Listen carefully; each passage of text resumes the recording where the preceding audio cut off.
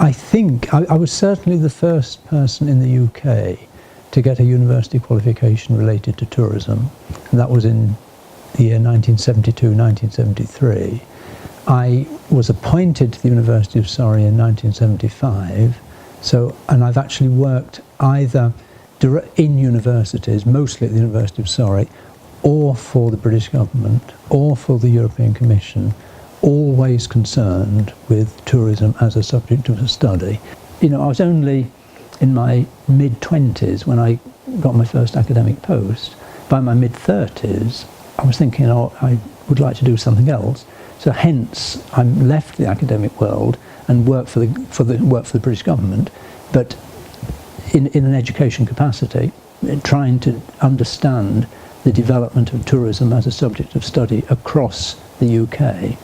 I then had an opportunity to work for the European Commission doing a similar sort of role when the countries of Central and Eastern Europe, when the communist governments collapsed. The countries of Central and Eastern Europe obviously were going through a period of turmoil, and many of them identified tourism as a tool that they could use as part of their move towards a market economy, and subsequently from membership of the European Union. And I was initially seconded by the British government to work for the European Commission in that role, providing advice on the development of tourism, education, in order to develop tourism sectors in those countries.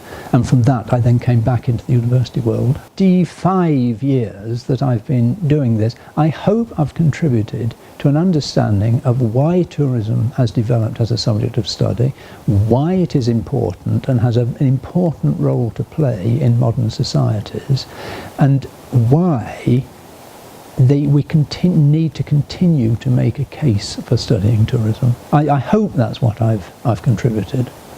Phase number one, which really started back in 1975, was just trying to understand the reasons for, trying to understand what was happening for education for tourism. It was interesting to me just what was happening and why that growth was taking place, and simply trying to map the field. The second bit, which is a very important bit, is looking at the curriculum and trying to understand what people were studying when they're studying tourism. Because one of the concerns that was happening is that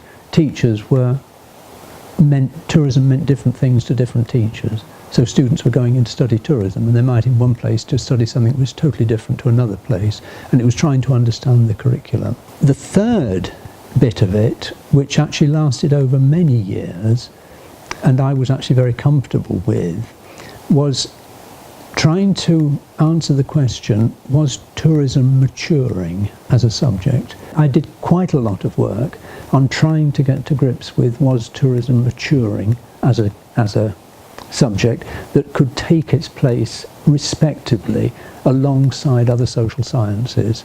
And to a large extent I came to a view that it was maturing, that a lot of things about tourism. For my next big theme, which I did with quite a few other researchers, of trying to understand how neoliberalism was affecting tourism in universities.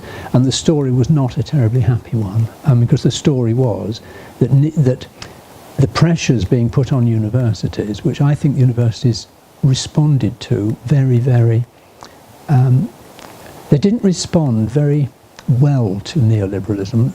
They simply jumped to government's tunes, and they simply did what governments wanted to do, and we ended up with a world of league tables, a world of having to publish, a world of actually your teaching was constantly monitored, having to jump through this hoop, having to jump through that hoop. And against that background, tourism actually was exposed as having some really important weaknesses.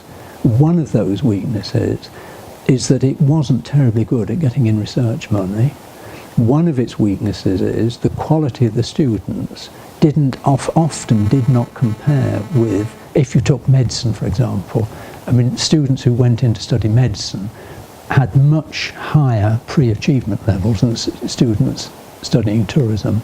The effects of neoliberalism was that universities started taking a decision, we don't like tourism very much in our academy because it's actually making us looked like a weaker university.